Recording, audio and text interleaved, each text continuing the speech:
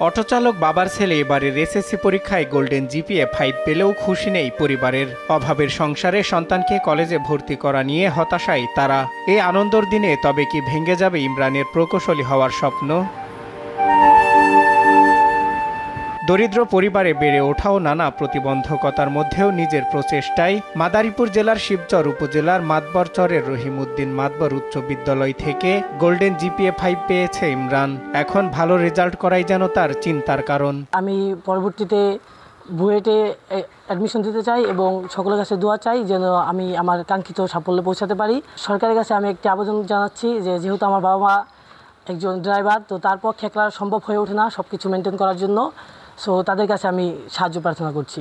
আবু কালাম ও হামিদা বেগম দম্পতির 3 সন্তানের মধ্যে দ্বিতীয় সন্তান ইমরান। ছোটবেলা থেকে লেখাপড়ায় ভালো হওয়ায় বাবা মায়ের স্বপ্ন ছেলেকে প্রকৌশলী বানাবার। অভাবের সংসারে যেখানে পরিবার চালাতে হিমশিম খেতে হয়, সেখানে সন্তানের ভর্তি করানো যেন আকাশ সমান কষ্ট তাদের কাছে। প্রথম হচ্ছে মা বাবা, তারপর দ্বিতীয় হয়েছে টিচাররা, কারণ আমিও করছি, টিচাররা আমাদের ছেলের জন্য হেল্প করছে, এই জন্য আজকে এত দূর এগিয়ে যেতে পারছি। আপনারা সবাই আমার ছেলের জন্য দোয়া করবেন আর সহযোগিতার হাত বাড়াই দিবেন। আমি সরকারের কাছে আবেদন করি, সরকার যেন আমার ছেলেকে সহযোগিতা করে।